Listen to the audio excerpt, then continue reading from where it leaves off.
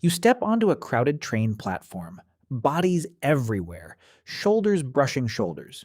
Your heart rate ticks up before you've even noticed why. You tell yourself it's nothing, it's just a Tuesday morning. But the real answer is far stranger than a bad commute. Your brain thinks it's under attack, not from a person, not from anything you can point to, from the sheer number of strangers surrounding you, all at once, all unreadable. Your nervous system was never built for this, and it is quietly screaming that fact at you every single day. Think about the last time you felt that specific tightness. Maybe at a concert, maybe in an airport terminal, maybe just walking down a packed city street at rush hour. Your palms got a little damp. Your eyes started scanning faces without your permission. You couldn't relax until you found a wall to stand against, a corner to retreat to, an exit you could picture using. That is not anxiety in the modern sense. That is a 200,000-year-old alarm system doing exactly what it evolved to do. For most of human history, you knew everyone you saw in a day. Anthropologist Robin Dunbar spent years studying the size of primate social groups and human ancestral bands, and his research points to a strikingly consistent number, somewhere around 150 people. That is roughly the upper limit of stable relationships a human brain can meaningfully track. Not acquaintances. Not faces glimpsed once. Actual relationships, with history, with trust, with mutual obligation. 150. That was your whole world. Everyone beyond your camp, your clan, your circle of familiar faces was a question mark. And question marks to a Pleistocene brain meant threat. Not because strangers were always dangerous, but because the cost of misjudging a stranger could be fatal, and evolution does not reward optimism. It rewards caution that keeps you alive long enough to pass on your genes. So your ancestors built a simple rule into your nervous system. Recognize a face, relax. Fail to recognize it, stay alert.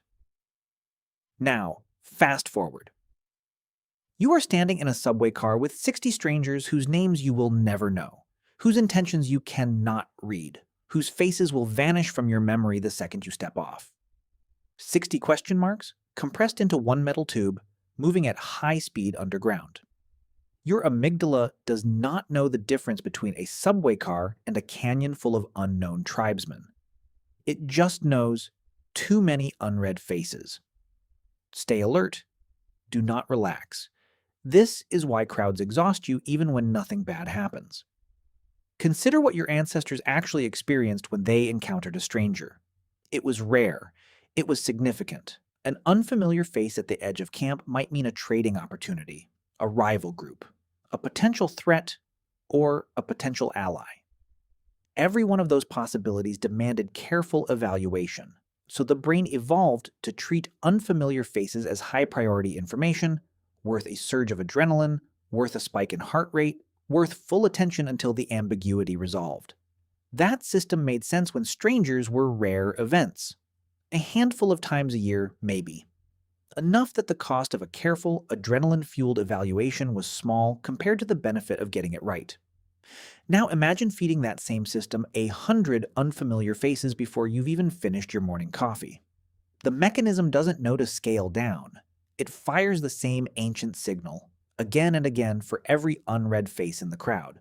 Multiply that by every stranger on a train platform, every unfamiliar shopper in a supermarket aisle, every unnamed voice in a waiting room, and you start to see why a single trip through a busy city can leave you feeling strangely hollowed out by evening, even if nothing eventful happened at all.